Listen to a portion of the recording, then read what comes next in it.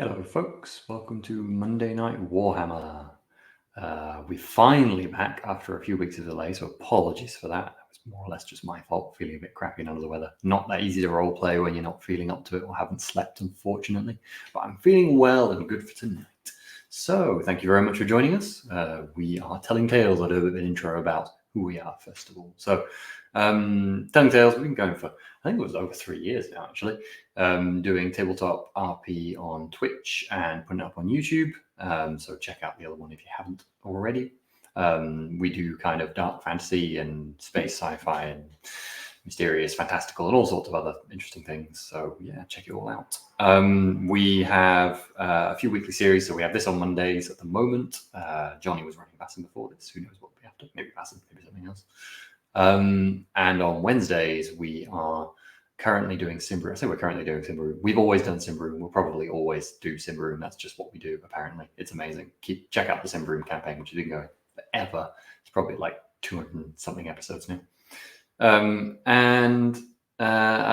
Okay, no more Simbaroom. I've just been told in chat. I'm assuming that's not permanently. That just means it's done for now. I think that I remember that actually, the current arc is over and there's an intermediate thing. Simbaroom will probably return. Soon to be Blade Runner. Well, that's good. So check that out.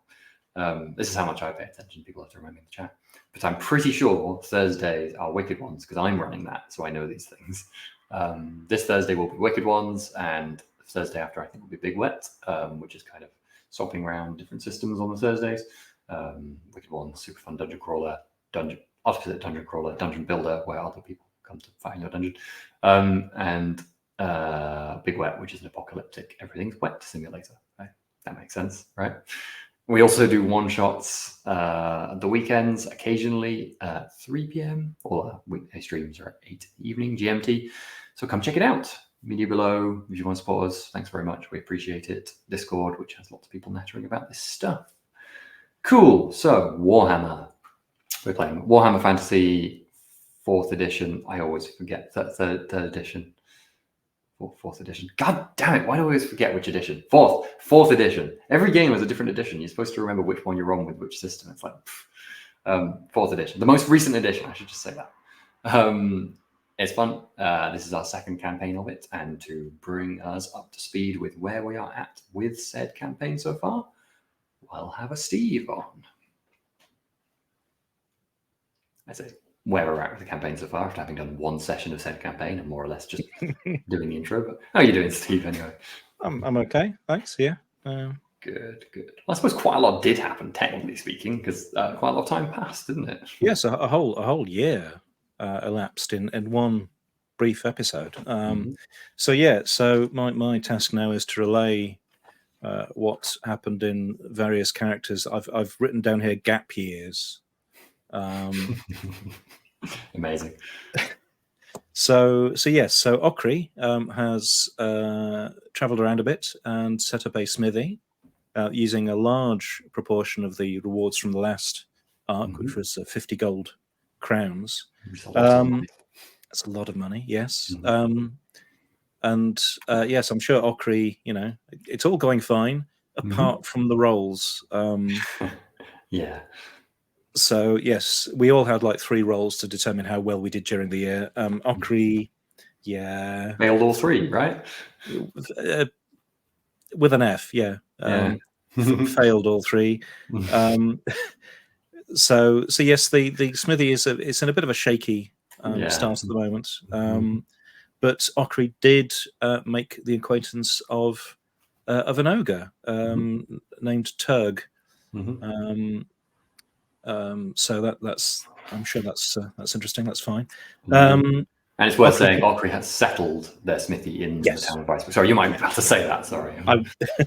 Yes, I was just about to add on. Yes, so Okri been there for some months, so has some awareness of what's going on in the town. And the most recent news that there have been 2 significant deaths in Weisbruck, Dr. Lederman and Countess of Fürstenrecht, I think. Fürstenrecht, if I remember correctly. Fürstenrecht? Oh gosh, I need to find the name in front of me. Germanic names, sometimes you're like, well, why go such a long name? It'll take us a few episodes to find by the end. So Henrik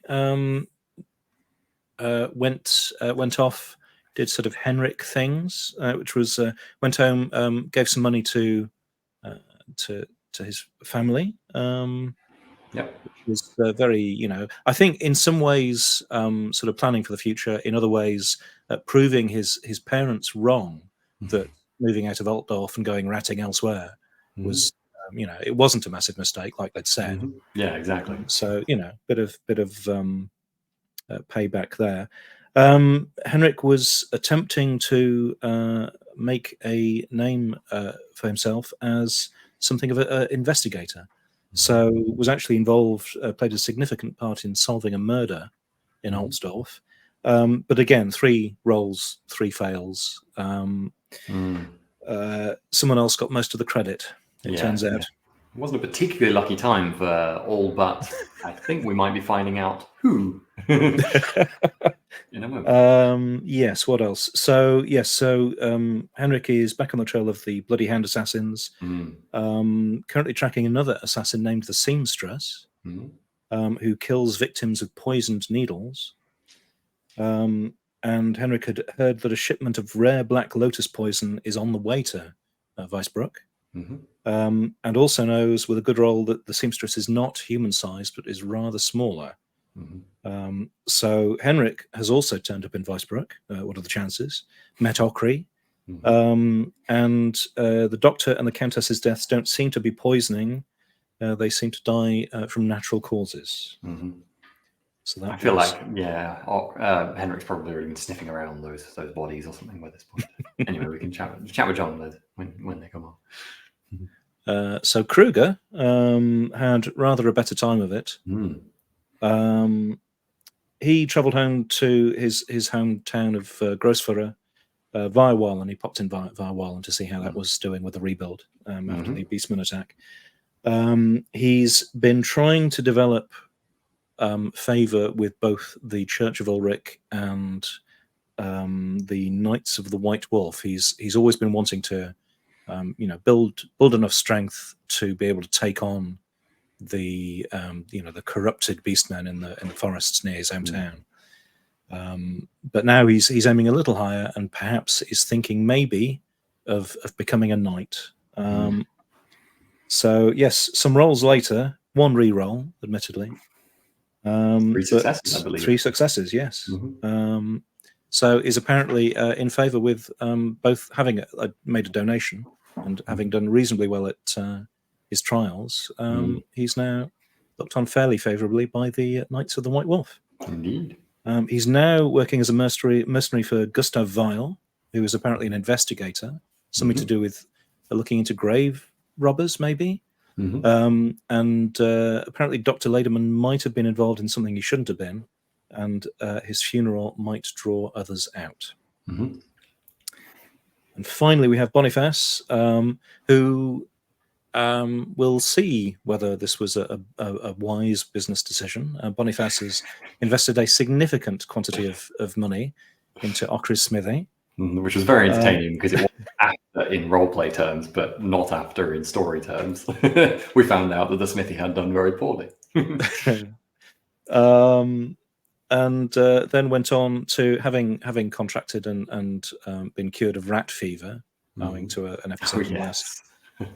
He went on to find the Grey College in Altdorf and register as a card-carrying wizard. Indeed, because Boniface has recently discovered his, I don't know how welcome or unwelcome, but unexpected would definitely be fair, magical talents that are blossoming in his the late years of his teens.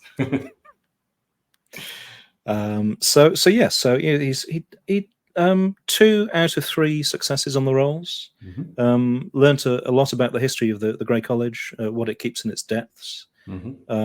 He was still being a servant on the sidelines to earn some coin, and did this.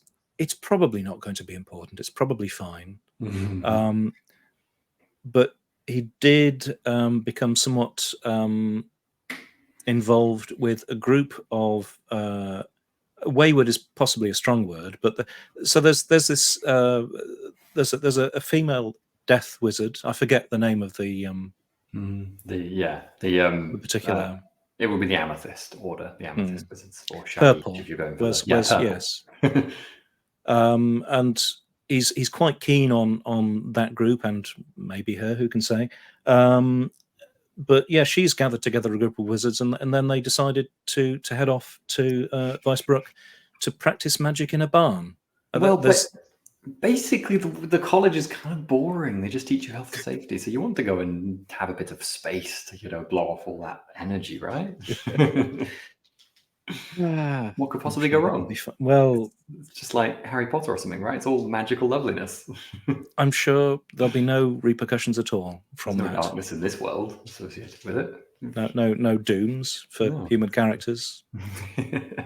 Anyway, that's kind of it, I think. Excellent. Thank you very much. That was an excellent recap. And I've already forgotten who I was bringing on next. Let me check the comments. Next will be Justin. That's suitable since we currently have a Boniface up on screen. Hey, Justin. How is Boniface feeling? You're muted. Button muted. Muted. I am now muted. Brilliant start. Boniface, what I think is he's very aware of his doom. He's always been very aware of his doom. Mm-hmm. He knows this is a bad idea, but a girl is talking to him. And so the other kids are looking at him. We're just going to go. Mm-hmm. And we're not going to do the death magic. We know that death magic isn't cool. Just say no to death magic, kids. So, but we could be there. Like, we cool. We can hang out with. They can do the death magic, and we can be there. Like, we can hotbox this death magic. You can't say no when a group of wizards go, hey, let's go do the death magic. But we wouldn't partake in the death magic. That would be like, we're a good boy. We don't partake in death magic. Of course. It's worth saying, by the way, the Amethyst Order of Death Magic is perfectly legit and is no less legit. The Grey Order, which Boniface is part of. Legit death magic. Sure. Sure. Just as legit as the Grey Order, just because it's got a bad name being associated with death and all. Just a bit. No doubt. I'm sure everyone is like, I can, if I name my top 3 types of magic, it's fire magic, bronze magic, and death magic. Those are my top 3 favorites. It's a very useful magic. Those are the most legitimate, cool, fine, safe types of magic that's so useful. To be fair, it is relevant in this. The Amethyst Order, their main objective in the Empire often is actually combating vampirism and necromancy. So they are like and I'm the sure good guys if you're regularly associated with vampirism and necromancy, combating it, fighting as a reputation, have a great reputation. The exact opposite of it. Yeah, we all know that Van Helsing as a character always universally loved. We all know that every like Rangers in Lord of the Rings, because they help just because, you know what I mean? If 2 things come close in association, they get associated. You are correct. Death magic is bad. The Death Wizards are universally quite hated, however. Thank you. It's very true. Anyway. The clue's in the name. Let's bring on Jonny. Jonny plays Okri, our dwarf smith, who's having a great time smithing. Very successful business. All people who have put money into the business should be confident that it will be paid back with interest. And I'm sure when is the AGM, Jonny? I'd ask how Okri's doing, but I think we've more or less answered the question already. Yes, working hard to make sure that he doesn't starve to death. It'll be fine if there are no sudden interruptions that require all of our attention. No, there won't be any quests or disturbances, right?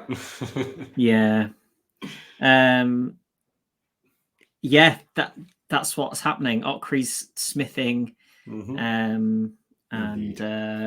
yes, likely to be. And also, I don't know when you were planning on doing this, Sam, but he has had some misfortune with an ogre.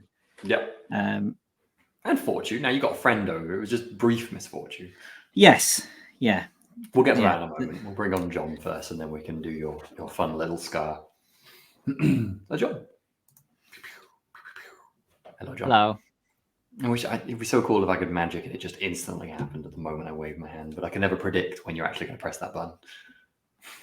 It's not in tune. How are you doing, John?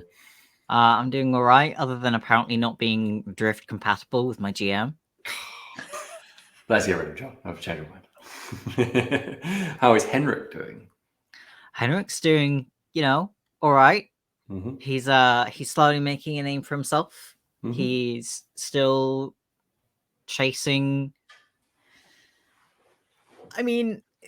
entities that he now knows exists. So that's good.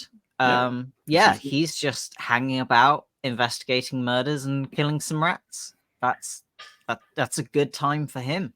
Mm-hmm. Yeah, that seems fair. Henrik's kind of raison d'etre there.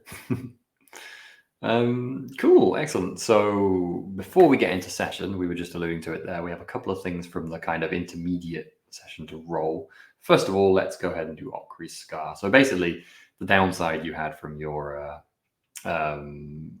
intro, well, the intermediate bit was you have recruited an ogre. You've kind of just got an ogre friend who's hanging around the smithy and helps out in exchange for money and food.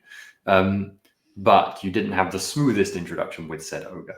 So we're going to do a nice head critical wound roll, and then translate that into a scar. It won't kill you. It won't even harm you, as you won't have wounds, but it's a past thing. So give me a D10 roll, and I promise it won't be shattered skull. That's a 5. That's a 5. It's right in the middle. Everything is fine. Oh, sorry, I meant a D100. I said D10. Oh, okay. 5 and 0. So 5. It's still 5. Okay, perfect. I like that. So that can be just like that's a good one for you. That just makes you look cooler. Just like a line scar across your eye, your eyebrow, and your cheek. So most of them I would have given you a bad thing, but I think you can take, if you're talking with like rough looking sorts, you can take a bonus to communicating. Cool. You were like anything above 15 was going to be a bad thing. So you did well there. In my random homebrew rule of scarring, I don't think the book has scarring other than outside of actual wounds. So, and we also have a nice bit of stuff to roll for Boniface, because Justin, you got some cool things, didn't you? You got a scroll and So they an tell item, if I remember correctly. So let's have a D100 roll from you to see what magic your scroll is. A D100 roll. I can do that immediately with no Excellent. delay. I'm glad you're perfectly prepared and ready to do that. No prevarication. I rolled a 5. Is 0-5. 0-5. Okay. So that is arcane. Okay. So what is which wind of magic is arcane? One thing I've learned is that magic stuff has only ever worked out well for me. Mm-hmm. There's never been any Possibly go complications wrong. that have been problem. Oh no, that's that one. Sorry. Overall, pro magic. So let's scroll down to Celestial then. Celestial doesn't sound Yeah. good. And then I'm going to do a random roll myself to decide which spell. Can I do school magic spells? out of Anyone one can read a scroll. So it's a single use of a spell, basically. Not anyone. I mean, it is written in the language of magic, so you have to be able to have the law of magic to But read it. do I have to be able to read the magic of the type of You scroll? have to be able to read it. No, you have the Alright. language magic. You say so. I'm loving it. So you have the spell, the first portent of a mole. Which First portent of a of mole. what? AMUL. Is that good? Yep, all spells are good. Look, don't worry about it. It gives you Don't worry about it. it gives you a massive amount of fortune points, basically, which will be lost What else is new? at the end of a combat round. At the end of a combat session, will be lost. So they can use in a short amount of time. But you basically 11 mulligans for a combat. every success level gives you extra fortune rolls. That's basically what it'll do. But it's only for you. So they become the most lucky person in the party. Mm-hmm. Or indeed the What else region. is new? Oh, the third portent gives you plus fate points. That's insane. Just like basically. well, I did roll that, rerolling though. your death. Anyway, that's pretty cool. Okay, and then your second roll, which might be fun and interesting. is for an item. So this is just going to be a D12 if you have a D12 available. I'm sorry, it's a D12. Yeah, I definitely have a D12 right here. I know. It out. I got it out specifically for this. Good job. Oh, bollocks. Oh. It rolled under the sofa, but it is a 9. A 9. Okay, so... Oh, I've got so much crap in my background. Okay. No one saw that, Duvet. It's not there. It doesn't exist. It's fine as long as you don't draw attention to it. Yeah, I know. I've been doing this for a long time, Steve. I know what I'm doing. Consummate professional. Okay, so you have found... yeah. It was kind of just... You were just wandering about and you found... I was doing servant stuff. Yeah, exactly. You were in the lower levels. Magical item. Lower levels of the college and something had just fallen under a table and you were like... I was cleaning. These clearly aren't... Yeah, exactly. No one needs these. And really, really nicely made pair of shoes. Like, absolutely just... And they're just quality leatherwork and everything. And you... Nice shoes. When you were wearing them, you couldn't help but notice that no matter how you walked, your footsteps were utterly silent. Oh no! Silent shoes. And when walking through mud or in the rain or in the snow, they don't leave any tracks whatsoever. Okay. Wow. Yeah, Boniface was like, "Oh, I can see that the Archmage has these cool shoes that don't leave any traces. I'll clean his room tomorrow." I like the idea that you were gonna put them back, but you were just really enjoying them, and you're like, "I'll put them back later, just another day." I'll put them back after I go and hang out with these death matches. You really wanted to show them off. That's probably what it is. You're gonna put them back real soon. I mean, he needs to give them, a shine and a bit of a polish, and they got scuffed mysteriously lakers. after they disappeared, and they need to be cleaned. How do these shoes match with the rest of Boniface's costume? You bought fancy clothes, didn't you? Well, I had fine clothes anyway from my servant days, and I imagine I have adapted these fine clothes into my first set of Wizard's Road and dyed them grey, which is probably pretty easy to do. So that's my lore understanding of how I've got my basic. I haven't yet got practical robes, but these fine clothes will be turning into practical robes over time. That makes sense. Gotcha. Cool. As long as these shoes don't massively stand out as being. I think my nice shoes and my fine clothes. They're quite subtle shoes. You only notice they're exceptional when you look close. Otherwise, they're just like good quality. And I was looking really close when I was cleaning them the first time. Oh gosh, I love the idea that they were like labeled with Archmage on them as well. You were just like, just crossed out like Boniface.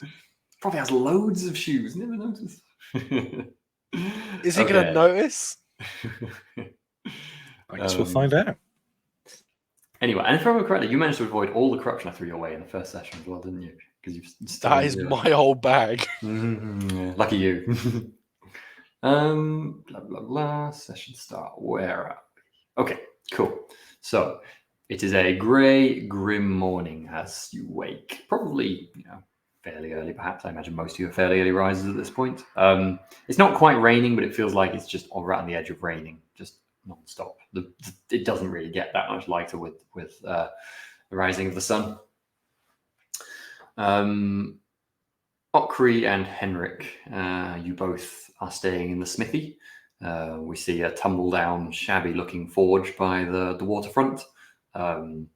Probably heaps of iron and a bit of a mess around it, although it's still work in progress. It's fine. Lying under a kind of tumble-down awning is a huge, bulky ogre who is snoring heavily, and in a pile of hay with the skeleton of a horse that they ate last night lying just out in front of them. It was a dead horse. One of the farmers locally. One of the horses just died of natural causes, and they offered to ship it over for the ogre to eat in one sitting in about 15 minutes. That's what they do.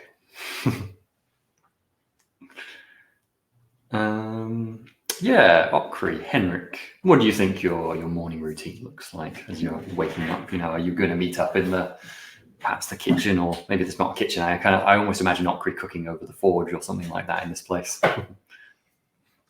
Yeah, I'm certainly going to be starting a fire up. Mm-hmm. And yeah, I'll just kind of do that as quietly as I can and let the ogre get as much sleep as possible, because I reckon he's prone to be grumpy if he doesn't have a good night's sleep. Yeah. No, that's perfectly fair. Perhaps I blame that for the scar on my face. Maybe he hadn't had a good night's sleep the night I first met him. Henrik, early riser, coming down to see Okri, or already up? I will be an early riser, but I will probably not come down, or at least come into communal areas, until I know for certain that Okri is up and awake and like ready for another person. So I might come down a little bit later once breakfast is already underway. Mm-hmm. I will also, as a curiosity, go out and study the ogre for any ill effects, having eaten this horse that died under mysterious circumstances in this town where 2 people have died of mysterious circumstances. I think you would probably know this, given you've been around ogres and stuff. Ogres can eat damn near anything and be completely unharmed. That ogre could have eaten drunk a barrel of poison and probably not noticed. Ogres' gastronomic habits are unbelievably different from most creatures. I'll just get on with breakfast. There's actually a really cool thing in this world, which I might introduce at some point, where there's ogres that dedicate them to Shalya. Some of them in the Empire might do that, where they can dedicate themselves to Shalya, the goddess of mercy, and they go around with the sole objective of eating Nurgle corruption to remove it from the world, because it's the only way that it can be removed, and their stomachs can take it, because they can literally eat anything. Anyway, small aside. That's really cool and very gross. I know. Yeah. There's the ogres of the fire mouse, and they eat lava, and if they survive eating lava, then they get the powers of the lava and stuff. So yeah, they're pretty cool ogres. And their magic is all about eating as well. Sorry, I should stop just waxing lyrical about cool also.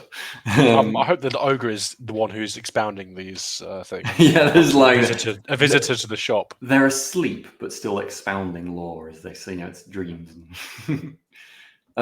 I do realise we pretty much put the 2 quietest characters in a room together for the intro scene, so not much might be talked. I think by the time Henrik comes down, there's the smell of cooking eggs, and I've probably got like a sort of griddle thing that I just put over the top of the forge thing to cook on. Mm-hmm. So yeah, there's some eggs sizzling away when Henrik comes downstairs. I'll do a little roll. No, I think I probably didn't hear you come down, actually.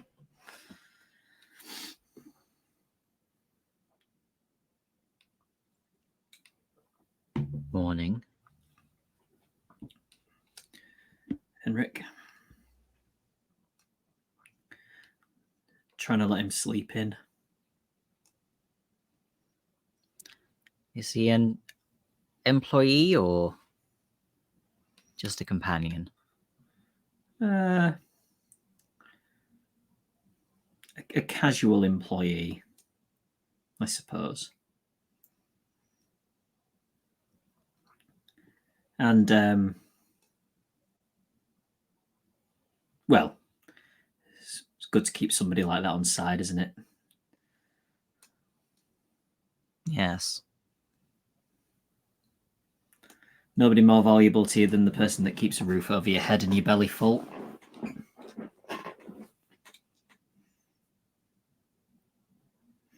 Eggs? Thank you.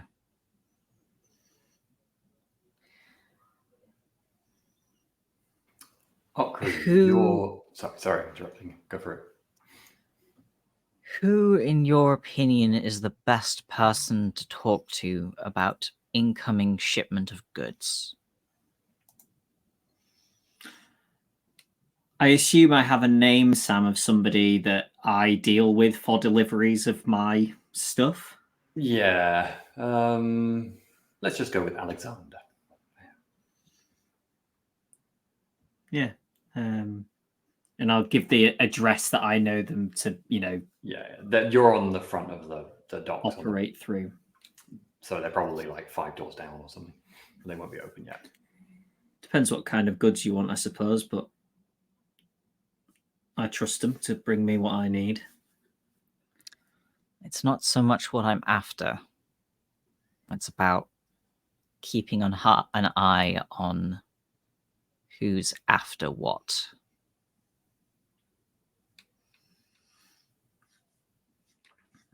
Be worth chatting to him.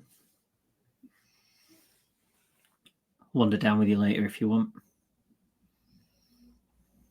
It's worth saying at this point, Okra, you had the intention of at least casually attending the funeral this morning. So that might be something you mentioned, Henrik. It's quite early, I think 9 o'clock or something like that, you thought it was. And that was for the Countess. That was Dr. Laderman's funeral, yeah. To be honest, the Countess, most of the village aren't actually, most of the town actually aren't that fussed about, but Dr. Laderman was a well-respected individual. They might not even be welcome at the Countess's funeral, you know, it's a bit... Yeah.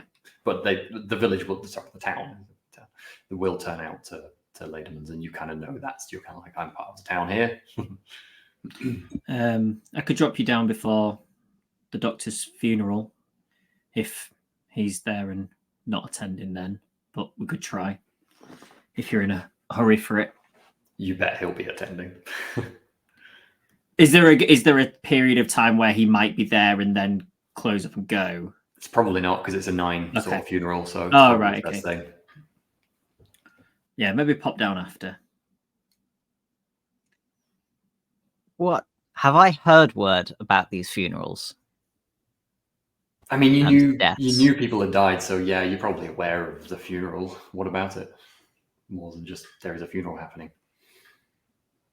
2 funerals happening.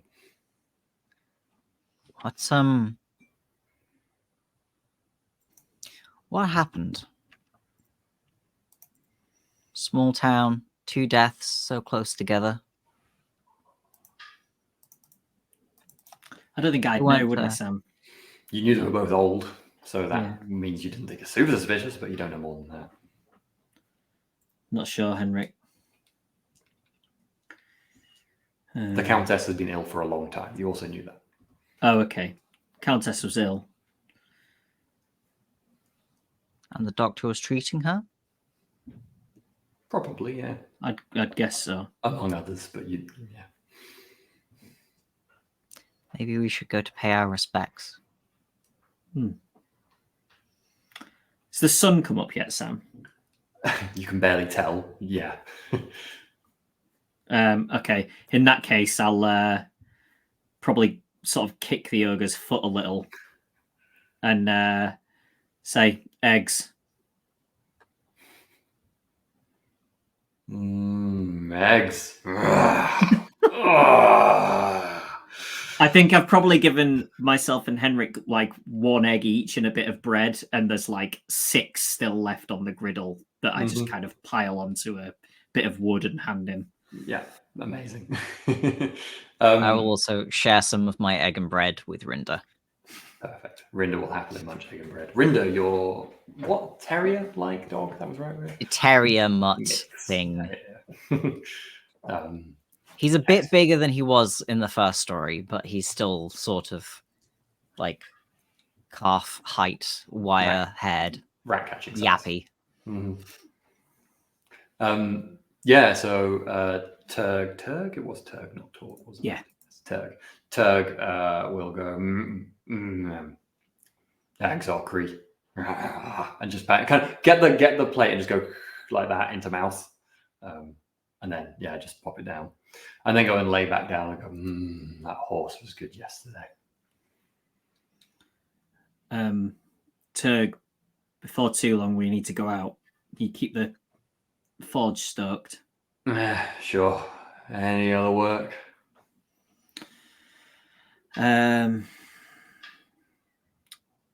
I'll pick up a piece of metal and be like, you can shape that. Right, fine. I'm gonna sleep a bit more if that's all right. No rush. Toby's snoring already.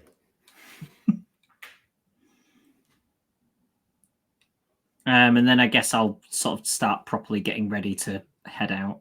I quite like to imagine, trying to get garb suitable for a funeral for Ogre and Henrik is slightly amusing. Although it's the local townsfolk, so I don't think you'll be too stressed. You might actually already see the odd person meandering up towards the graveyard. I say the Garden of Moor, not the graveyard. And they're not exactly in their finest. You know, it's a bit of a normal affair. So yeah, you're probably not too stressed. Cool. Let us cut to Kruger. So Kruger, you are staying in the Demigriff, the local tavern, or one of the local taverns. There's definitely a few local taverns in Weisbrook. This is the one that Gustav Weil, your employer, chose. So you and Gustav, you know, your own little rooms in the tavern overnight, and probably wake up fairly early. See if you find Gustav. Maybe find him downstairs in the tavern, waiting your day's kind of instructions, I suppose. So yeah, straight up to Gustav and just questions, or another plan in the morning, you think? No, I think I'd be, you know, I'm employed by Gustav after all. So is Gustav just a, you know, a sir, a Mr. Weil? What's the? I'm trying to remember. I think you didn't do super well on your chat relationship with Gustav. No. So I think Mr. Weil. There you go. I'm trying to get, because I actually got a picture of Gustav. We can share. I'm trying to get it full screen. There we go. Always nice to have a picture of someone, isn't it? It's quite a good picture too. Oh God, it's so hard to. No, stop. When I click the top screen, it changes the bottom picture. Why did you do that? And now it won't change back. Technology is so much fun, isn't it? The joy of live, you just get these faffy bits as well. I'm not trying to show my desktop. There we go. Share screen. This is Gustav, who you've been employed by for several weeks now, I think. And as we mentioned, kind of been tracking down. No. I didn't press any keys. I was up here somewhere. Very suspicious. I don't know how to change back to the other one. Thank you. I wanted to stay up. Oh no, it's all going wrong. Oh wow. I was genuine. My hands were up here, so I have no idea what that was. Let's see if it'll stay on this time or if it won't. There we go. Oh, was it on slideshow? I wonder. Oh, was it on slideshow? Oh, you're probably right. No, it's a start slideshow, so it shouldn't be on automatically, right? It's staying put. I think we're okay. I think we can leave it up. It's staying put. Shall I? Yeah. Try. Yeah. It's still there. Move your mouse. Sam, move your mouse. It's fine. Fine. Away. Oh, okay. Oh, no, next. No. Ah. Oh God. We got it. This is Gustav. I don't remember Jonny ever doing this kind of you've stuff. Been working with. He is, as you can see, kind of fairly unassuming. You know, just wears dark clothes, and probably quite a quiet man. You haven't had much conversation. He seems very focused, intense glare to his face. And as I say, you've been on the trail of body snatchers and the like, as far as you understand it. Basically, you've been doing lurking around graveyards. I think you've had one person locked up who you had to kind of intimidate and grab, but otherwise it's been basically just being a bit of muscle on the side to make sure he's not, under threat by other people, I suppose, so far. Okay. But you're not really sure what you're doing in Weisbrook yet, so maybe that's a what's going on this morning sort of question for you from your side. I don't know. Yeah, I think I had some. Yes, I know that the funeral is important. I know that something about Dr. Lederman. And yes, that's right. Yeah. Mm-hmm. So I think. Yeah. Go on, sorry. I'd probably sort of head downstairs or be downstairs and nod and say, Mr. Weil, morning.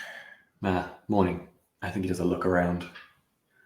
Yes, best keep this on the quiet that we're investigating the good doctor. I think he was rather a popular man. Don't really want to be on the bad side of everyone this morning, do we? Well, indeed. Yes, it would be advantageous to avoid any sizable conflict. Yes, I agree. Well, it's an open funeral. Many people will be attending. I don't think anyone will notice our attendance, so that's where I'm planning on starting our investigations. Do you have any idea of who we might be? What sort of person we might be looking for? There's a few people.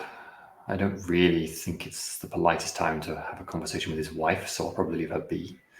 His apprentice, I'm hoping, will be there. That's probably where I will start. We shall see. We shall see where it takes us. There's a few other things I might look into as well, but I'll let you know. I'll point the apprentice out when you see him, but be on your guard. There may be something more dangerous about him than appears. The apprentice? Yes.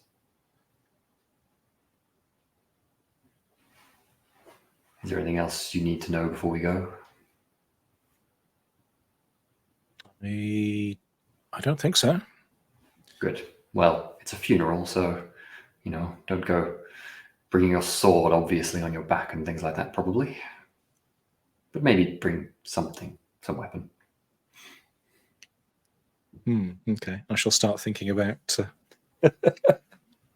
Yeah, the sword, I've upgraded various bits of kit, so I'm now in chainmail, which I can probably, I'll rattle a bit, but yeah. I feel like you probably wouldn't wear chainmail to a funeral. I think Kruger would probably think this will be obvious. There's no way I can hide I'm wearing chainmail, and that just looks weird. Okay, well, sorry, Steve. with some degree of regret and nervousness, because Kruger's been hit a few times in the last. It's like armor's good, and not having armor is bad. This is true. And yeah, but he'd also bought upgraded to a two-handed bastard sword. So not having that either. No, you definitely can't take a bastard sword to a funeral. Don't worry, you will get to use them later, I promise. I'm not going to make you dump them and then run off and never return. I won't do using them specifically. I won't do what I did in my roleplay with, I think, Justin and Jonny years ago, where I gave everyone all the equipment they possibly could want and then proceeded to destroy it all in the first scene of the first session that they never got to use. Top tips for things not to do. Oh, gosh. Right. Yes, do you have another weapon you can use? I've got a knife, I think. Punch someone in the face. There's always way for body fast. Yeah. I do have a dagger. That's good enough, isn't it? Cool. So yeah, I think probably fairly soon after you've had a quick breakfast, you and Mr. Vile head out of the tavern and up the road, kind of in the direction. It's kind of almost a group of people heading quite continuously in that direction. Now, most of the townsfolk seem to be heading up the hill away from the canal, up towards the Garden of Moor, the graveyard of this town. Gustav, for his part, he's never armed. You've never seen him holding a weapon or really doing anything violent at all. He just he's, as I said, would stand there stoically while you did whatever needed to be done that was physical. He's quite a small man, actually, so you don't know whether maybe he'd be good in a fight or not. You've never seen it yet. Boniface, you were on the overnight canal boat down the canal from Altdorf. You had maybe a rather rowdy night with the other wizard students in the boat. It's quite fun. You had a few drinks. Yeah. It's the excitement of fear mixed with hormones. It's deadly concoction. Indeed, and all that peer pressure as well. Yeah. So you get off the boat with the rest of the group, and you just kind of following them to where you've been indicated at this point, or I guess so. I think I probably find out where we're going, and when I hear that it's the same place that Okri's at, I'll be like, oh, maybe I'll be. Yeah, it's Vicebrook. You knew you were getting on the boat to Vicebrook before you arrived here, so yeah. Would I have? Never mind. Yeah, cool. And yes, I'm with it. I'm heading over. I'm down with the kids. Yep, cool. So you're basically walking along the street, and you notice actually a lot of the rest of people of this town are actually walking up the same street as you. Interestingly, fantastic. Don't figure out why. However, I thought we were going to some barn in the middle of nowhere, so I'm a bit confused. But I would like everyone to make me a roll. I can't remember what the skill checks in the game are for noticing something. Good job. Me checking out Perception? the sheets. Yes, perception. Thank you. That's what it should be. That doesn't sound Everyone right. make me a perception. We'll make it at a +20, nice and easy. +20. Bloody hell. Well, I got many success levels. Nope. I actually do not make it. I rolled a 92. Oh, I rolled a 93. 93. Way! 93 rolls. Okay, so Kruger doesn't notice anyone else. Henrik and Oku don't notice anyone else. But Boniface, you notice 3 success levels. not far away from Well, no, you. 5 success levels. because Not it's far away +20. from you, immediately upon getting off the canal boat, you notice Kruger and a man you don't recognize exiting a tavern. And Cool. not long after that, you spot Henrik and Okri a little way up the road, following everyone else as well. Apparently, you're just eyes on a swivel. Are my student? Are we like? Are we? Do I know where we're going, or? Not specifically, but you could probably ask. I think I'm gonna slip away from the group and keep everyone in eye line. Mhm. But I would like to, casing people is something I'm practicing a lot of. Following, stalking, that kind of thing. Are you like slipping away, trying to go unnoticed, or are you just wandering off? I have seeing if anyone asks? I have sneaky shoes, Mhm. and Love it. I'm pretty hot. I mean, I'm definitely am trying to do it unnoticed, but for Okay, fun. go for a roll. Why not? That's fun. Well, Yeah, would +20. stealth urban be an appropriate skill? Yeah, you're on the docks. +20. Then I get many success levels. I get. Go on. I rolled 20 under 70, so that's 5 success levels. Yes, and then an extra 2. Oh, under 70 with the +20. Okay. And that's without the boots. Well, as a matter of fact, these perfectly silent, ideal boots that seem to make no marks in the tracks suddenly squeak like anything as soon as you try to move quietly away from the group. What? And you end up jumping behind a barrel because they turn around immediately, like, what is that noise? They don't see you because you're fast as anything and don't clock that you're not in the group anymore. But you look down at the boots, almost offended. These boots are a pile of shit. Are they cursed? Have you got cursed shoes? Fucking hell. Sam, you've ruined my day. You rolled. There's stealth boots that you can't sneak in. My fucking god. At least you found it out now on a benign roll. Amazing. So when I'm gonna well, I guess what the fuck is this noise? Did you bring any other shoes with you? Yeah, that's what I was How gonna long say. were you planning on being away? Well, I guess I'm like, I think I will continue to try and do more sneaking, try until I like not trying to work out what the boots do, but like, I will try and sneak back into the group or sneak somewhere, and I guess Gotcha. does that whether the boots continue to be a problem? I'm not trying to test it. I think that it wouldn't be something Boniface does, but I think that Boniface would continue to try sneaking to places That makes sense. until it had become apparent what these boots are fucking doing. I'm not going to make you make multiple rolls in this context. Yeah. So you once they've moved away a bit, you then sneak out from behind the barrel up the way, and the boots continue to squeak like just you're walking on the loudest floorboards. And some people look at you, but the group don't notice. I mean, this is very embarrassing. Especially at a funeral. It's an anti-theft device. Clearly. I thought these were fun when you rolled them, I must admit. What the fuck are these boots? I can give you the name of them now if you like. Now you know they're cursed. Can I take them off? Is my main concern. Are they like the red shoes? Or Like boots that I could never take these boots off ever again in my life. They're called cursed boots. To my fucking feet. They're called boots of sudden remorse. Oh my god! I love it. Mm-hmm. This is one of the things that the Winds of Magic expansion gives you lots of fun items. Well, Boniface presumably hasn't taken the boots off because they are the only boots you probably have. Why would you bring 2 pairs of boots? But as soon as you're around the corner and just stop trying to sneak away from the group, they're silent. You have no tracks. Are they completely? As soon as I stop trying to sneak, they're completely silent. As soon as you're not worried about not being seen by the group Fucking anymore. ridiculous. Nice. And they leave no tracks. And they're just really comfy. Well, I'll keep wearing them then. You just have to teach your horse to stealth instead. I think I'll give them to someone who actually doesn't sneak all the fucking time.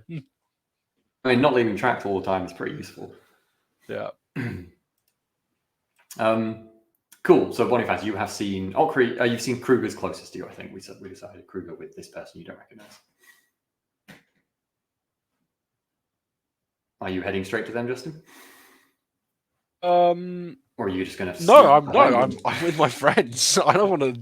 You do introduce to my Gotcha. weird, like these guys I used to hang out with. Like it's like seeing your parents when you're out at the shops. Well, you're now no longer with your friends, so you could go to the rest of the group Kruger without your friends seeing, or you go back to your friends. I don't mind. I think I'll go back to my friends. I'm aware they're in town. I can go seek them out later. Sounds good. Okay.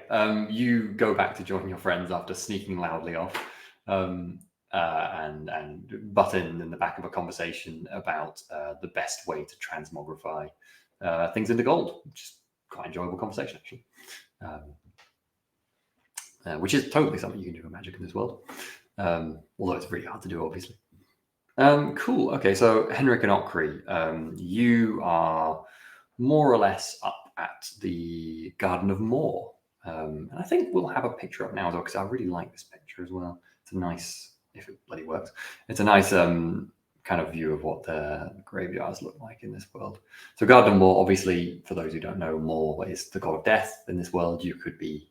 It's not usual for someone to someone ordinary to worship the god of Moor like you would Sigmar or Rolric, but the occasional person probably does. But Moor is still a very important part of kind of the pantheon of gods. Certainly if dying is something you're concerned about, if you were sick or something, you would be very keen on worshiping the god of death, not because they will save you from death, but because they will save your immortal soul from all of the awful things that can happen to it after death. And they will save your, theoretically, body from the necromancers and the undead and all of those horrible things. Lots of things that want you when you die in this world. So, and that's why it's the Garden of Moor, the garden of protecting the dead from all of these awful things, effectively. And the priests of Moor, that is their primary responsibility. So pretty important job. Interestingly, that graveyards have kind of a really crucial purpose rather than say crucial purpose. Graveyards in our world have a crucial purpose too, but functional purpose outside of just putting dead people somewhere. You see what I mean? I think that should be working. It's cool. So are the students also going to this graveyard?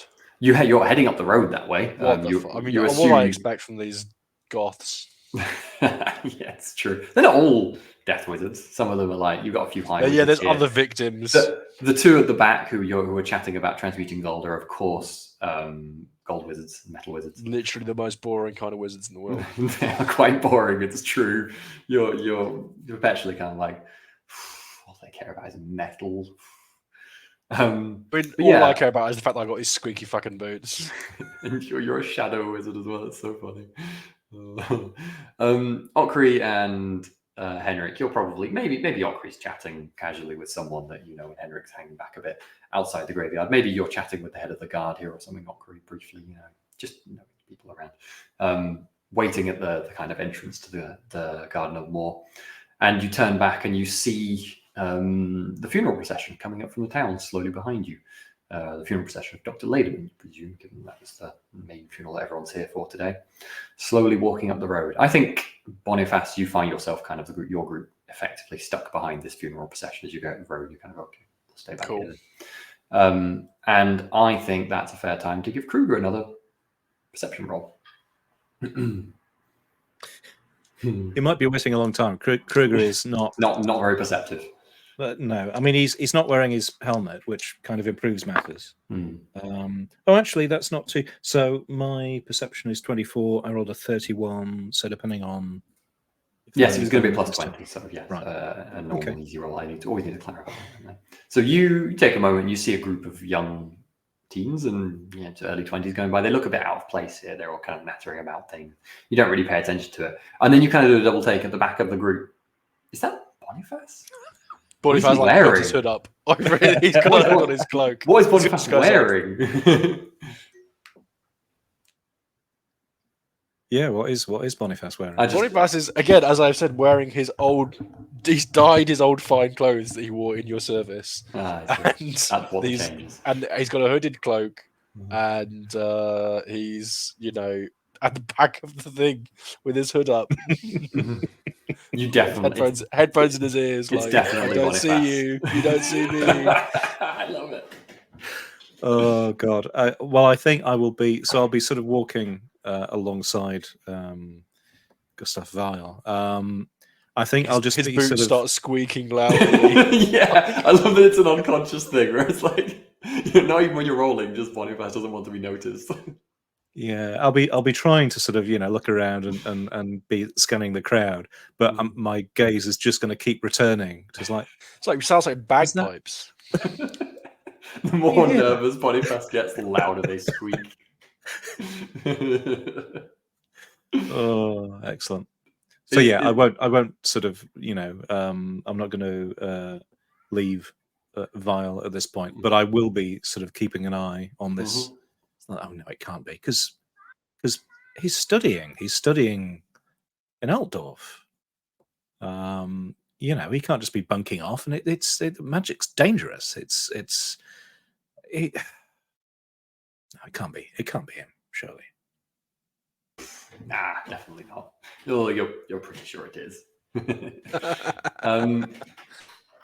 Okay, so Kruger, it's worth saying, because the group of wizards has got stuck behind this funeral procession going up the hill, you actually are basically very close together. By force of you have no choice because you can't pass it. But do you still not interact? That's fine. I think there's going to be a level of not interacting until we're like 3 meters apart or something. Until the squeaking becomes insufferable. people holding the coffin and looking around. Oh gosh, that's amazing. I literally imagined Cougar's probably just going to ask, "Are your boots all right, Boniface?" Is that you? Is that a medical condition?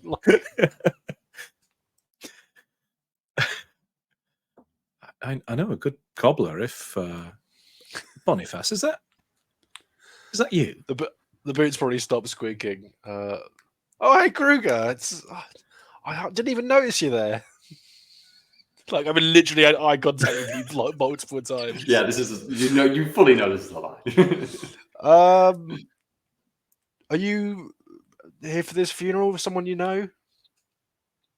I'm with my my employer, Boniface. Oh, I know all about that. Yes. Yes. I probably shouldn't. But yes, I have work to do. Perhaps I'll. Why are you here? Boot wizard business. And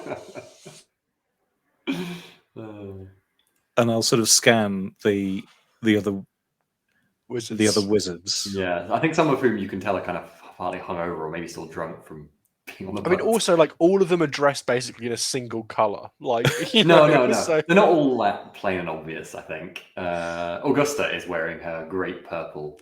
A number of them cloak, are but... adorned in like, they're like, yeah, they're not. You know what subtle. I mean? Yeah, exactly. Wizard business. What are you? Is this a? Did I do field trips? What? I'm very I'm very close to finishing the exams anyway. We're just here to do an excursion, wizard business. Right. Okay. It's going really well though, Kruger. It's going really, really well. Honestly, I think I'll be out of there in no time, and then it's all behind me. Never touching magic ever again. Right. Okay. Well, do take care. As I say, Mr. Vile here does have business here, so don't try not to get entangled in any of that. Oh no! I think we're not getting entangled in anything. Right. It was lovely seeing you, Kruger. I do want to hear about everything you've got up to. Maybe I'll find you this evening or afternoon. Sure. Yes. Wizard business can't take that long. I wouldn't know. Me neither. Yes. Well, take care then, and yes, I should get back to. I love work. the armor. The armor that I'm not wearing any armor. I love the new, the new look. Well, I don't. I really wish I had my sword with me, but Well, okay. I'm just being nice. I'll talk to you later, Kruger. It's worth saying, Steve, Kruger is exactly as worried as you are as a person. It's a character at this point. Oh yes. Okay, we'll come back to Okri and Henrik for a moment. You're just kind of mulling around the crowd a little bit, keeping an eye on it. I'm assuming you're just kind of chilling for a moment. There's nothing specific you want to do other than wait for the funeral to start. But I was going to say that if I see Alexander and he doesn't look like he's, if he looks like he's here as a sign of respect in the same way I am and isn't mourning per se, then I might use this as an opportunity to introduce him and Henrik.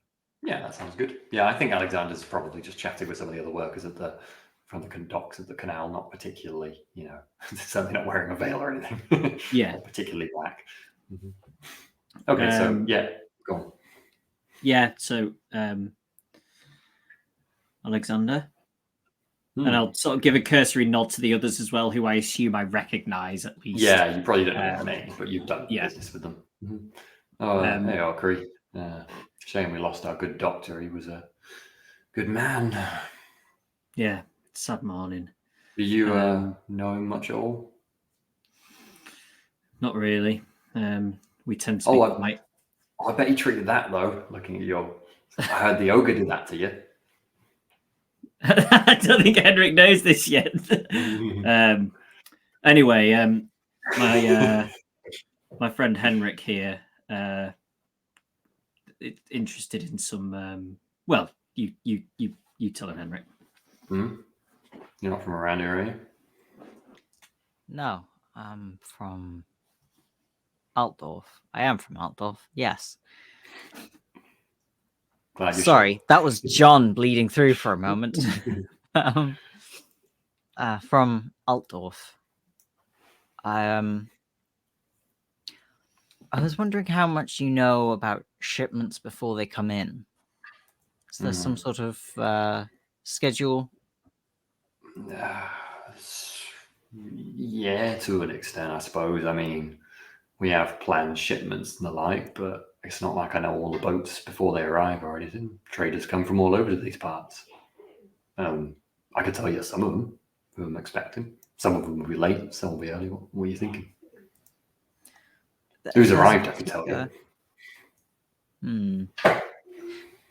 There's a particular shipment that I have interest in keeping track of, but the topic may not be a good subject for a funeral. Could I come and see you maybe this afternoon? Yeah, sure, sounds good. I was just thinking it probably ain't really the time for business, is it? This afternoon. Whatever, sounds good. I'll be about on the docks. Is there any word on what happened to the good doctor? I hear it was pretty sudden, but I don't think it was anything suspicious or anything that I know of. I mean, he was fairly old, I suppose. You best ask, I don't know, Albrecht or something, or what's his name? His apprentice. No, I'm totally scrolling in the book. Why have I lost it? Christoph, that's his apprentice, isn't it? Yeah. He'll know most. I bet he treated him when he was sick or whatever, didn't he? He's over there. I'll give him a look. What does he look like? Young, tall, quite skinny man. Quite a friendly face. He obviously looks down right now. He's got a little goatee and short curly hair, dark hair. He was quite well dressed. I mean, I guess you'd expect that again at a funeral where he's close to the guy who's died. Yeah, sad. Kind of as you'd expect. He's not talking to anyone at the moment. He's actually a little apart from the rest of the group, I think.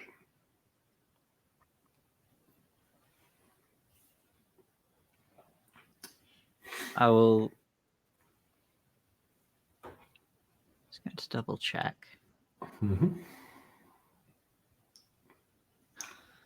Okay. I'm going to bid Alexander see you this afternoon. And with a nod to Okri, I'm not going to approach Christoph just yet, because now might not be the best time.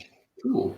Yeah, no problem. But I want to kind of mingle with the other funeral goers and try and pick up some gossip about the good doctor. I was just about to make a roll to see if you pick up gossip, so I'll give you a bonus on the roll since you asked.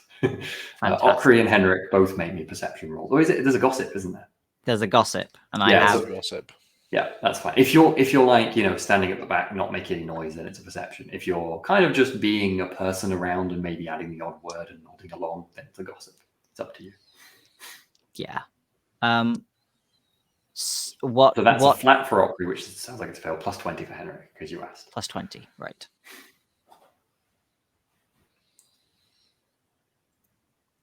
I need to stop rolling 60s, so I need to swap my dice. I think then you catch some shocked noises. People are like, oh, really? Wow, I can't believe it, and things like that. And someone else going, what a disgrace. Oh my gosh. And someone even going, oh, but you don't catch what it is. Every time you're out of the conversation, it seems to be people saying what this terrible thing is or something like that. It's slightly frustrating.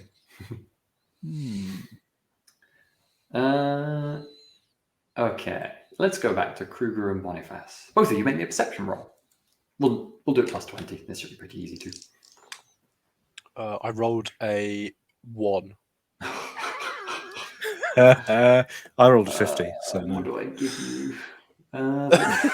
You can do whatever you want. So you notice before anyone else in the group that there is a problem incoming. You don't know whether this is bad planning or whether something else is going on, but you're passing one of the last houses out of the town near the Garden of Moor now. Yeah. And out of the front of this house, the front door opens and out come a group of very, very well-dressed, finely made out people wearing black, carrying a coffin. Is that going badly at a funeral? Well, the point is, it's another coffin also being carried to the Garden of War for apparently a service at basically the same time. There's been some miscommunication here. Like, with my 1 in perception and my knowledge of these things, does this look like a weird civilian thing, or does this look like a bunch of necromancers doing the weird thing? You think this is just a mess up? You don't think there's any reason to think there's any weird necromancy? I probably can't physically get very far away from Kruger. I might lean over to him like, oh, there's a right cock up here, Kruger. These look like lordly folks too. Actually, Boniface, you can see well enough that you see the front people out clock that there's another funeral going up the road, and they turn around and yelling back and are doing this to I've seen this before. Coming out of the house. In Drakensberg, we used to have this all the time. You don't need a servant again, do you, Krug? You're not looking for not just for today, for example. Obviously I'm very busy with my wizard business, but you don't need an aide today, do you? No. Not particularly. Right. Well, I didn't want to. I was busy anyway. I definitely think that this is going to be fine. It's worth saying, actually, that's probably a fair point from Boniface's perspective. I feel like since you have no stake whatsoever in this town, you're just thinking this is going to be entertaining, isn't it? Yeah, I'm mostly thinking about how I don't want to be sacrificed to death magic people. And I'm like, maybe if I'm needed, maybe if I was needed, I'd have an out, from the death magic. If my old boss needed me for something, I could get away and I could still be cool. But I'm already in this deep, and I'm very afraid of death magic. It's the color purple. I'm doomed by the color purple. Love it. Okay, perfect. So you are unfortunately more or less powerless to do anything about this, and as the whole group of you and all the people following the coffin now watch the group coming out the house, while they manage a slightly undignified trot carrying the coffin to try and get in front of the Lederman party, they do not manage it, and this lordly group, who neither of you know who it is, end up just behind, almost pushing you out the way, just behind the Lederman group of mourners heading to the garden wall. And there is no space up the lane of this road to pass. And in fact, there's almost a kind of some yelling coming from behind the Lederman group. It's really quite ugly, like, get out the way. This is grief can do horrible things to people, etc., etc. And some of the villagers some of the people in the townsfolk turn around and go, this is, everyone's equal under the eyes of more, etc., etc., trying to calm them down, or some people yell some ruder things back. It's not a pretty sight.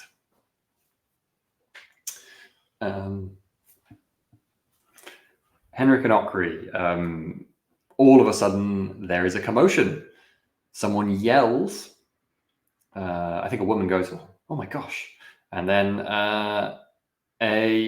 you see a shabbily dressed young woman wearing, a young middle-aged probably, wearing she looks like she's a washerwoman or something, with a small child next to her. And she she's basically yelling at the crowd, yelling. It takes you a moment to catch when she's yelling. I think you're a little bit back and you're a bit confused. But she starts yelling things like, "The doctor would not acknowledge me," and look, his daughter, and things like this. You kind of, after a moment, get the picture that this is a child of an illicit marriage or something, and the doctor perhaps had some, not everything was sunshine and roses for him. Shenanigans. She's turned up to besmirch his name upon his grave. I steal glance at Christoph. Does he have any reaction to this? I think he looks surprised, genuinely surprised, like everyone else. Make me a perception roll, though. This is a hard perception roll, I think, while you're looking at the crowd, because this isn't specifically Christoph. Alkri, you can do it too if you're wondering about other people, but if you don't want to, no problem. Hard as a flat roll, isn't it? Yes. That I is one succeeded. success.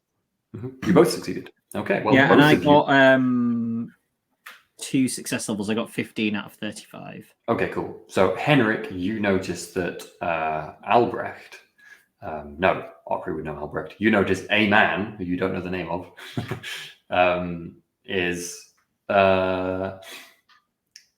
he doesn't look so shocked.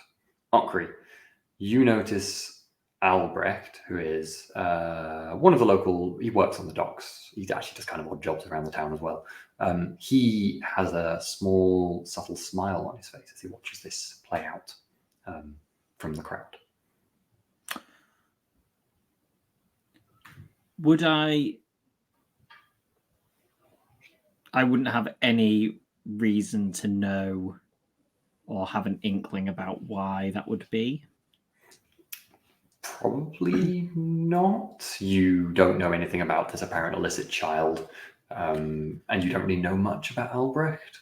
He's a bit of a vagrant, a bit of a ne'er-do-well sort of as well. So that's about it, really.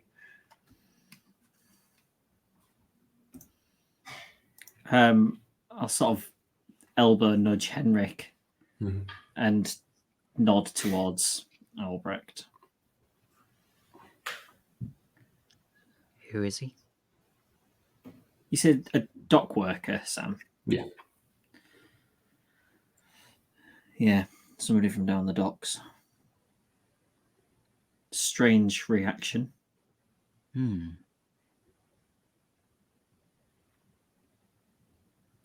Would I know him to speak to, Sam? I think you've definitely spoken to him, yeah. You know he's named Albrecht, so yeah. I might... How far away from me is he? Would it be weird if I walked over to him?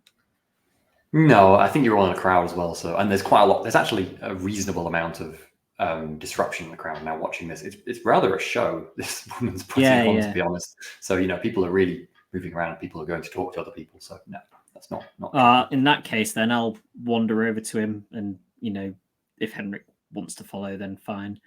And say, "Quite the show, eh?"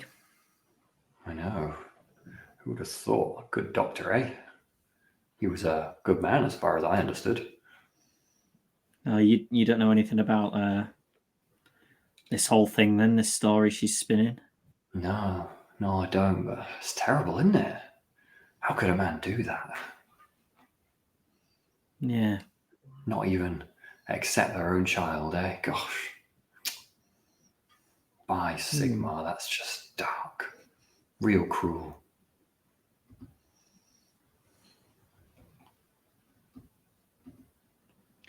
So you thought quite highly of the doctor? Yeah, I mean, we all did, didn't we? I ain't seen you around here before. I'm a friend of Okri's. Oh, I see. I guess everyone knew this. You may.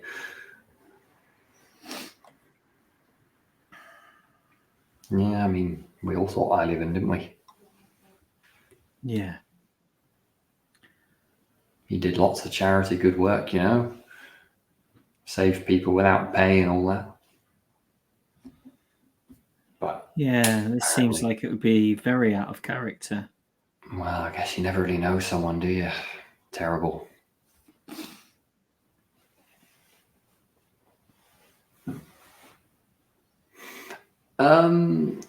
Is there like a perception of person? It'd probably be gossip with the closest to that, would it? There's perception, there's intuition. Intuition, that's the one I'm looking for. I'm happy for either of you to make an intuition, a hard intuition, so flat.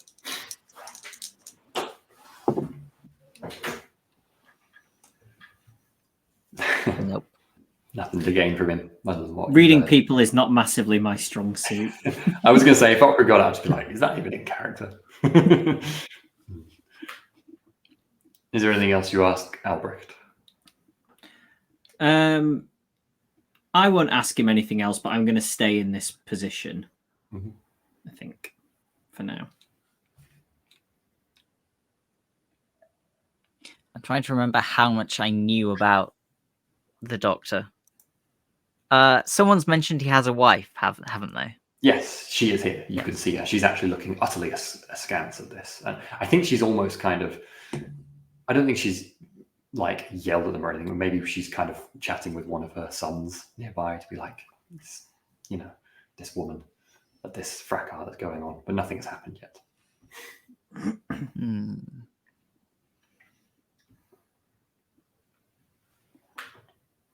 No, I don't think I have anything. I don't think I have anything further to ask. Yeah, sure. No worries. So I've realised I've got a description. I'm going to read out for it. The first Unrest, which neither of you know it is, procession, which has kind of squeezed you out of the way on the road, Kruger and Boniface. It's grand, with a coffin with an open side, swathed in black and gold. There's counts and countesses in a carriage riding behind it, and guards wielding halberds escorting it up the road with the pallbearers. So it's rather an impressive affair. However, it's noticeable that the whole town is following the Lederman coffin, and no one is following the Countess's coffin other than the official hangers-on of the coffin. So, but nothing that this carriage or these halberd-wielding guards do has shifted them in front of the Lederman party, other than the occasional yell, which is rather rudely going on between the two groups. So, is this richer party pushing ahead in front? It's trying to, but there's no room on the road to get past. People aren't moving. The pallbearers in front aren't moving out the way. They're walking up slowly and in a dignified manner, and the other ones have caught up with them and are kind of just behind them now. And while they have said you should move out the way for the Countess, they haven't.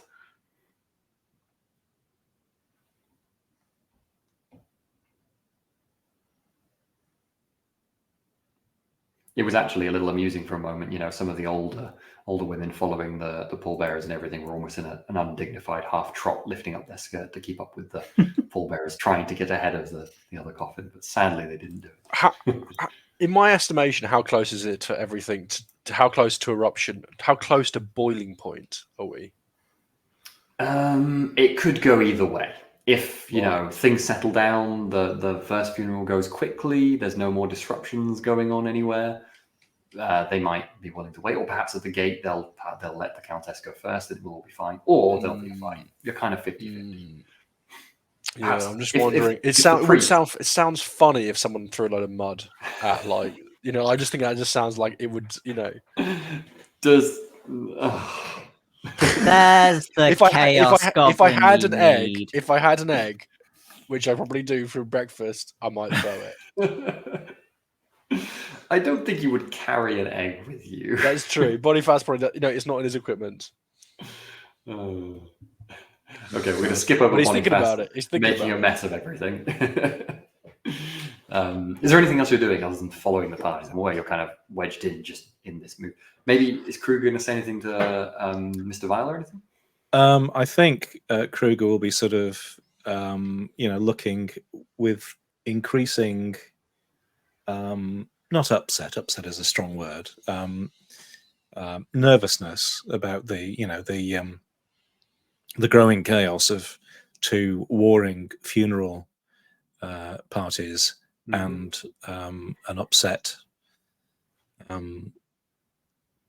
third party. So, yes, I guess I'll be sort of suggesting perhaps that we don't really want to be caught in the middle of this, and if there's any chance of, extricating ourselves from this mess and maybe finding a more suitable vantage point. Obviously, if we're penned in, we're penned in. But well, I would suggest a large man like you might be best in the middle of the neutral party. We don't want things getting messier than they already have. If the two groups get right on top of each other, that's not really ideal. Keepers of the peace and all that. We can help out the local guards. We'll look around to see if there are local guards nearby. Are there any near you? Yes. There's a rather rotund, kind of jolly-faced man, although he's looking a bit less jolly and a bit more like nervous at this point. I think he's probably done a little bit of yelling. Now you notice him like, oh, yeah, that was who was yelling. Trying to keep the other party back and calm people down. He's quite short, stout man, but he is wearing armor and has a guard kind of probably feather, knowing what people are like in the Empire. You'd recognize it as a sort of guardy feather. Ostrich feather, on his hat, exactly. So yeah, you don't know who he is, but you would probably be like, that's someone who is trying to keep the peace. Okay, then I think I'll perhaps try to, I'll be staying near Mr. Vile, but probably trying to engineer a path towards the guard, just to be ready to, interject if I need to, offer a bit of support. I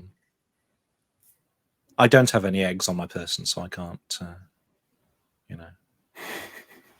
Okay, cool. But you're not making it obvious or trying to do anything other than not yet. No, just positioning at this point. Sounds good. Okie dokie. So soon you arrive at the gates of the Garden of Moor. I think Henrik and Ockery are probably looking back at the two funerals. You can now thoroughly see the chaos that's come up the lane as well, Henrik and Ockery, to go with the chaos that's already occurring here. What you presume is a Ladyman funeral in front, a normal, coffin, lots of the townfolk following, and then not far behind that, what you presume is the Countess's funeral party in their richly black and gold emblazoned pallbearers, all wearing matching beautiful suits, and then behind a carriage pulled by thoroughbred horses. But they are behind, and there's definitely a bit of a furor going on between these groups, as we said. At the front of the graveyard stands, I've not got his name on me. Blah, blah, blah. Father Erwin. And Ockery would know Father Owen as the priest of Moor who keeps the Gardens of Moor in Icebrook. And I actually have a picture of him. And he's not intimidating or scary looking at all. Nope, that one, thank you, yes. Sorry, there's a slight artifact here on the picture, but it's not too bad. Yeah, so this is Father Owen. He looks super friendly. Yeah, exactly. I think he's probably, you didn't actually really notice him much. He's quite a small man, and he was, despite his robes, being quite unassuming at the entrance of the Garden of Moor when you came in, Henrik and Boniface. But as the 2 funeral processions come up, he moves his way to the front of the entrance to the garden and stands there making in that exact pose. And Boniface, well, everyone will see him, but Boniface and Kruger will be kind of walking towards him as he does that pose. I think he's kind of looks like he's doing a very traditional thing in his dark robes, but then he spies both of the processions and then just frowns and shakes his head slightly and looks over behind him at someone who maybe is his assistant or something, and the assistant just goes, "Oh no." What do the Death Wizards think of this? That's a good point. They probably would have some thought on it, yeah. I think they're genuinely a bit worried because they know about the sanctity of, burial and all that is actually a really important part of the ritual of safety, effectively. So I think you probably are worried. I think you probably heard about them looking at this and going, "This is not like, oh my god, this is really dangerous or anything, but just like this is not how you should do it, and when you don't do it right, you open up possibilities." Is there something we should be doing to make it better? Keeping the peace, making it as easy as possible for that guy. Boniface puts down the egg. Make it as easy as possible for that guy there, pointing at the priest of Moor. I mean, his rituals and stuff, they do a job, right? Right.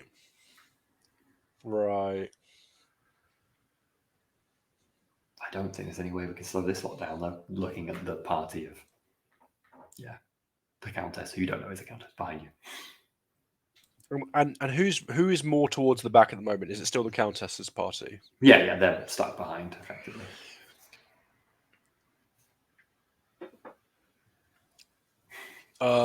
Right. Okay.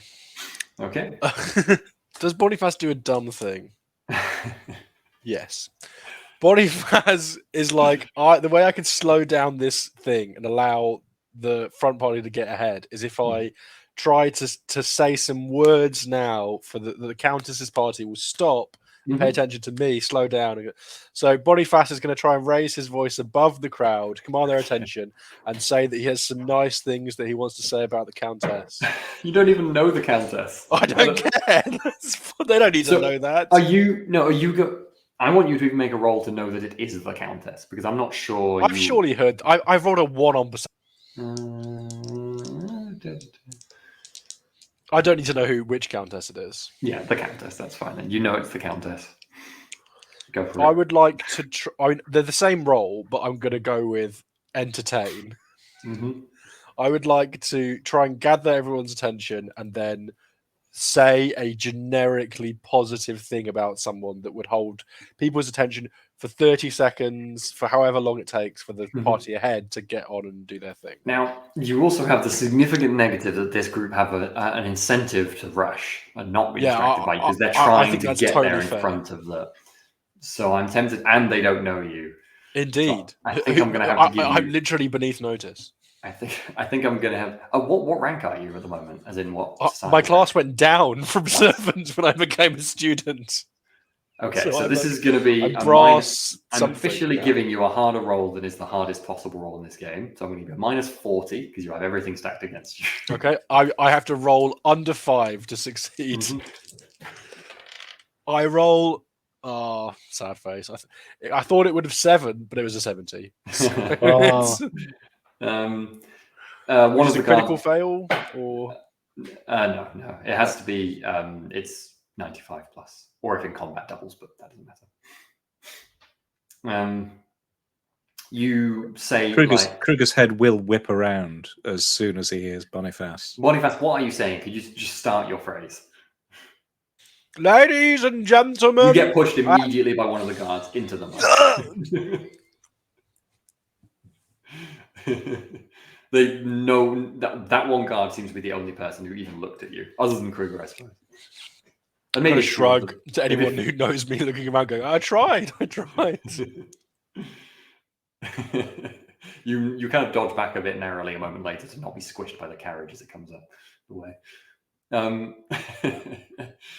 Oh gosh. Okay. You all, including these two groups, arrive at the front gate. I think everyone's probably kind of stopped paying attention to the woman now, who's maybe quieting down a bit, and has turned to see these two funeral parties arrive. Utterly confused as to what's going on. I think it's safe to say you're now all stopped and there's a group of people. At some point, you will all notice each other in this. Maybe not Boniface because he's behind in the muck, but certainly Kruger will clock Ockery and Henrik at some point, and vice versa, because there's going to be a bit of time here. There is a bit of an uproar, it's safe to say. The priest of Moor, Father Erwin, yes, Father Erwin holds his hand out and extends, and basically it's just like, all are welcome in the garden of Moor, but we must come in the order that we arrived, please. The good doctor was here first. I shall not take favor with anyone. And there is a total furor. There's in fact a little bit of a scuffle that starts up, and I want Kruger to make me intimidate to try and stop this happening, if you're willing to, between some of the townsfolk and some of the guards. It's not exactly halberds out, but it's like pushing with the, Sure. Yes, well, I'll give it a go. Intimidate score is 36. Is this challenging? Yeah, this will be a +20 because you're a big guy. Oh, +20, okay. I rolled a 39. And the guard captain will also succeed. So between the two of you, I think you almost end up sort of teaming up, being the two biggest people in the way of this, and you kind of providing a physical barrier as much as anything, and standing there just be like, calm. Do you say anything, or you just be? I think I'll just loom. If that makes sense. So I think probably what happens is like a young teen or something goes, hey, and tries to kick muck at one of the guards, and the guard goes to whip them back with the back of the butt of the halberd, and you just step in the way, let's not have this get worse than it is. And then the guy just goes and just stands back. And there's a bit of a yelling over you effectively from both sides, but nothing really happens. And without Father Erwin acknowledging anything else, he just keeps saying things like, all are equal under the eyes of Moor. His gaze does not favor those with wealth, etc., for probably a few minutes. And then eventually the Lederman party are given entrance, and then it starts raining. So the Fürstenracht party are left out in the rain by the front gate of the graveyard. And they look real unhappy about this. Fuming, absolutely fuming. Okay, let me just check my notes. If anyone has anything they want to do other than just kind of follow the group, feel free to chime in here, by the way. While everyone is distracted with the twin funerals, I want to approach the woman with the child. Okay, sounds good. Are you just looking at them, or are you talking to them? I'm going to approach them to talk. She's red face, tears streaming down her face, Yeah, she's thoroughly having a good time. Go on, Jonny. I'm going to stay with Albrecht while this is happening, just to gauge any changes in. Okay, very interesting. Yeah, okay. I will give you an intuition roll. That's kind. I'll give you an intuition roll at +20 because I think you're on to something now. Henrik, what do you say? You seem to have quite a spirited eulogy. Yes. Well, such a terrible time. I can't believe he could. We were so close. How so? Known each other for many years. Yeah. He never told me about his wife. I'm not from around here, you see. Yeah. Where are you from? Well, I travel the canals sometimes. I trade and such. Help out with other boats. But I suppose Altdorf. The doctor came to Altdorf quite often to study medicine things,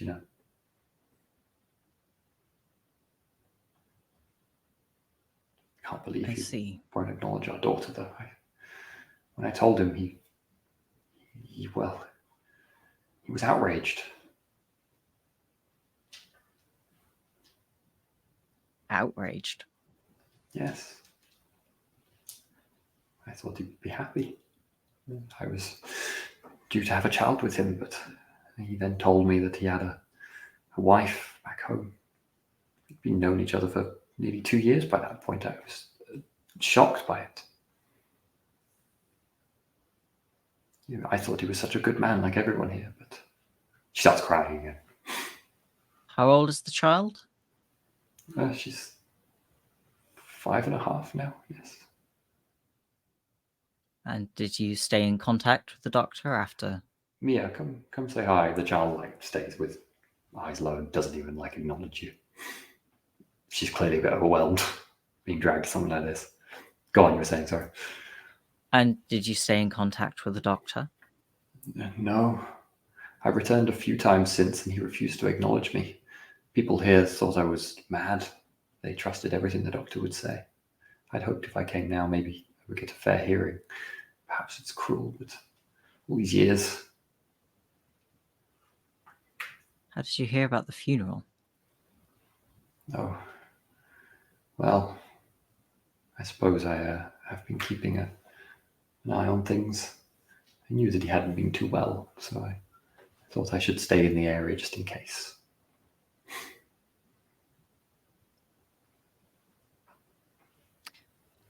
I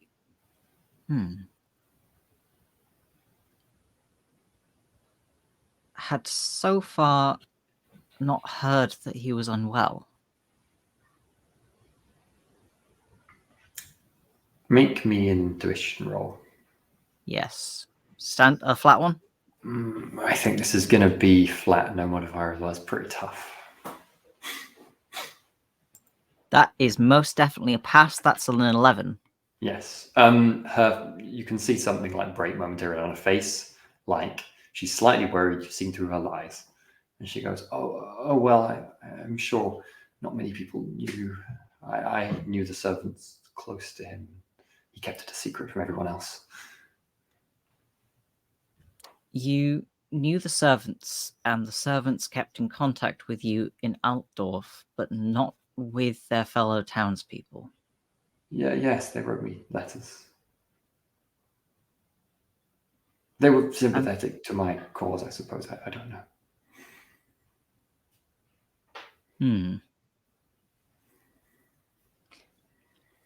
What sort of contacts did he keep in Altdorf? The College of Surgeons, many herbal suppliers. Quite a lot of people knew him there, I think. Why? Why do you need to know? Just curious. Oh, I'm from Altdorf myself. I see. It's a big city. I'm not surprised I've never seen you before. Likewise. What quarter are you living in? I think you see that same, What's your exact address, age, and the names of your family members? I think you see that same What break got your again. eyes? And she just goes what does it matter? Oh, please, I'm quite overwrought with all this as it is. And she kind of starts trying to deflect you a bit.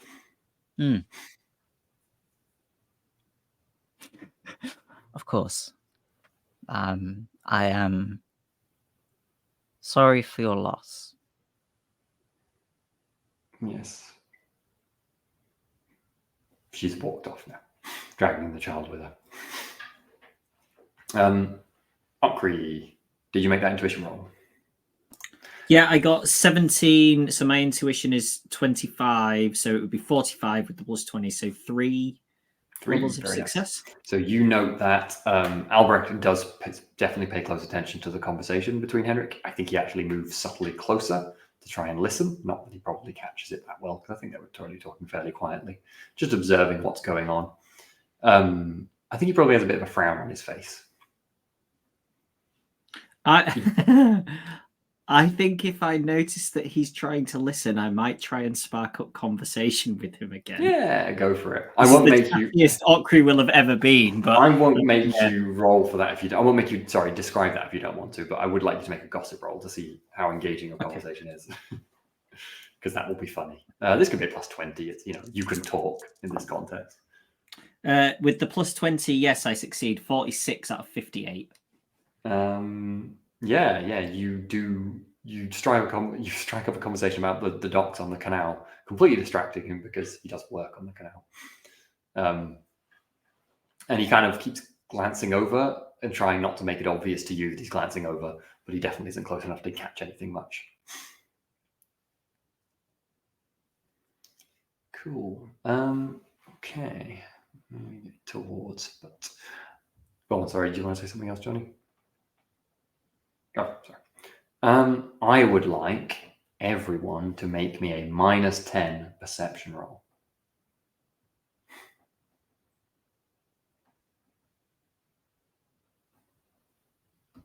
This one doesn't go so well. No, I got I rolled an 83, which is I've got considerably 91. 91. I rolled 91, got 101. I will be kind and say this is a good opportunity to use a fortune, given you're getting them back at the end of the session. Does fortune just let you re-roll completely? Yes, it's a full reroll. Or it gives you 1 success level. Yeah, so if you're even, you can make it like 1 success, can't you?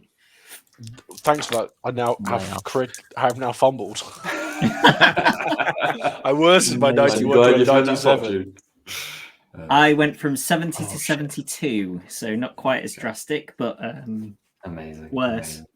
Amazing. I rolled 17, but my perception -10 is 14.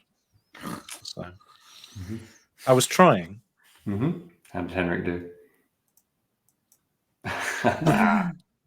I roll 75 with a target of with a -10, 37. Never mind. So- My interesting clues will go unseen. We deny your expositional. Well, you know what the most annoying thing is? I was going to end on what you might perceive in that scene. So this is really unhelpful. We're just going to have to continue. I think that's very much a you problem, sir. So should we finish on that entire non-cliffhanger that we have there? Nobody notices a thing. End of session. Nobody notices a thing. Just Perhaps I was about to notice it, but then I saw Henrik and Okri. Yeah, I shouldn't make it a -10. We'll end on Boniface's fumble. What dramatic thing can Boniface have on this fumble? Will I stumble into somebody starting a fight? Could be. You've noticed something, it has to be to do with observing or something, I suppose. I think someone thinks you're looking down their dress or something very rude. Wow, I mean, you just get that's just absolutely that's such a teenage thing to do. You get a slap across the face from the Countess's granddaughter. Reasonable. Fine. And there's a just oh my gosh sort of furor around. Yeah, I mean, par for the course. Kruger's there's this. Yeah, Kruger's head whips around again. And we will end the session there on that less decisive cliffhanger than we might otherwise have had. This is the lesson. Wounds, do I? No, it's a lesson for prospective GMs out there. If you've got story points, don't rely on dice rolls to get them hit. Yeah, no, that's classic. Yeah. Mm-hmm. I've seen people talk about 3 points of failure for giving a clue.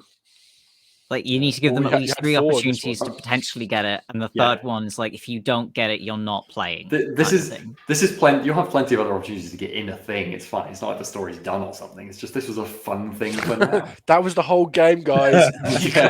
You're now. That was it. You guys fucked up. You didn't know. You soft locked the game. You're gonna have to restart from the beginning. Yeah, when did we last save? Mm-hmm. Yeah, you're gonna have to re-roll all the characters as well. That's how God. Yeah. Amazing. That was fun. Thanks, folks. Okay, cool. Cool. Thanks. I will do our wee sign off, and then we can do chat and comments and all the other things. So, thank you very much, folks. This has been Warhammer Monday nights. Go check out our other stuff. Wednesdays, not Timber Room anymore. Going to be Blade Runner. And starting on the 21st at the earliest, but keep it tuned to know more. Good job. Keep tuned to our Discord, which is below. That's the best place to find out about these things, but also social media and things are where they are. YouTube, Twitch, obviously. We also stream on Thursdays. Currently going to be Wicked Ones this week and Big Wet next week. Both fun. Come check them out. And we have occasional one-shots on weekends. Is there one actually booked on? No, there's not one booked at the moment, so there's nothing to talk about there. Cool. I can't remember if it's been announced. No, I don't think it has. No, okay. I think it was the last one I'm thinking about, which is already done, which was Troika. Go check it out. Cool. Thanks for joining us, folks. Is there any comments or questions or anything to bring up, or anyone to read out, John? I am so unprepared. I was really enjoying this one. Yeah. So this is the fortune thing. So basically, humans are no, not quite humans actually. Humans and halflings are underpowered effectively. So if humans are a baseline, halflings are about as good, if slightly poorer, in pure stats. And then dwarves and elves are just significantly better. You can actually play ogres, which are even better. They've actually got a thing that says these are just overpowered, But it's also like a thing where it's like, if you want to go in a building, the ogre character can't join you. So there's quite a lot of downsides. But this game doesn't make all races equal. But one of the kind of balancing mechanics is things like fortune. So humans and halflings get buttloads of fortune. Okri as a dwarf gets no fortune at all. Is that right, Johnny? You have 0?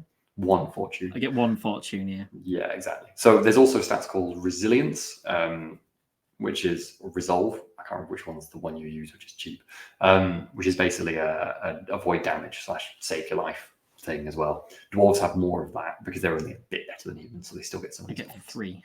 Yeah, but humans have some of that too. Elves have, I think, almost no resolve and fortune because they get just ludicrously good stats because elves are OP. Yeah. Anything else to bring up? Albrecht's evil goatee. Yes, totally. I did notice that the priest had backlighting and long pointed. I know. I thought really that was cool. Really nice, friendly nice, guy. lovely guy. It was so funny because it's like they're not supposed to be. They're supposed to be good guys, but they also just look scary as fuck. In Warhammer, even the good guys aren't really like. It's true. It's true. I mean, good it's guys like- have. Go ahead. Good guys have skulls all over them, and like there's the Knights of Moor is a sect of knights, like the White Walls of Ulrich, and their whole thing is being like the embodiment of terror. Like their suits of armor are basically made to look like skeletons, like pure black skeletons and stuff, and they're just like they will make you flee just at the sight of them. It's just like, yeah, these are the good guys, by the way. Well, they're just goth. They're just goths. It's Super. fine. They look scary, but I'm sure they're all teddy bears. All the Knights of War are teddy bears. God. Yes. Johnny, Sam, at the start of the session, hopefully we won't need combat rules this week. Boniface, hold my squeaky shoes. I need to give these. I'm going to give these shoes to Kruger. I think he doesn't sneak around. I mean, they are good shoes. Otherwise, other than Yeah. Apart from for my whole aesthetic, which is the sneaky one. You're quite. I was really hoping that you were going to say that he couldn't remove them because I did a curse item in a D&D game once, and it was like pretty good for the point in the campaign that they were at, but like they couldn't switch weapon. Like they just couldn't bring themselves to do it or whatever reason you had, but. So later it became overpowered. There was a cool cursed item in Forbidden Lands, which was a flute, which was very powerful and allowed you to travel through walls. But if you played it within like 10 foot of anyone else, that person had to make a kind of corruption roll to avoid feeling like they physically had to possess the flute. So if you played it to a small crowd, which is the first thing that they did, like basically suddenly everyone is magically compelled to try to steal the item. That must have been fun. And if you play it to your party, then it's which is what happens. And we were just in the middle of a trapped dungeon where the slightest wrong move could kill you. So yes, and then all the party was turning on each other while trying to get through all the trap rooms to get to this. I thought you would say they were compelled to dance. Yeah, that would be good too. No, that would be good. That'd be good. I like that. To pull back the veil a bit, because there's a good chance this won't happen. It's fun. The boots, they don't it's not like they specifically squeak. It's like even if you were to not wear the boots, but you were to hold the boots, you would still squeak while sneaking. There would just be a squeak from the floorboards or your weapon holder or something would make noise. If you're not holding them, you'll be okay. I'm going to offload these to Kruger. If you're trying to possess them while sneaking, you will be noisy. Or Okri can have them if he wants. I was half hoping that you'd like try and sneak next to the Countess's wagon. So the guards would go, "Oh no, this funeral wagon's squeaking. We're going to have to stop." That's pretty good. I should have thought. I was like, oh, I might sneak into like the Countess's thing, like a servant could go easily. And I was like, as soon as I try, I'm going to squeak. So I was like, I guess I'm going to fucking not do that. Like, I love that you don't have spare boots right now as well. So it's like you could just go barefoot. I mean, like it would be more in character than anything else. Just throw these boots away.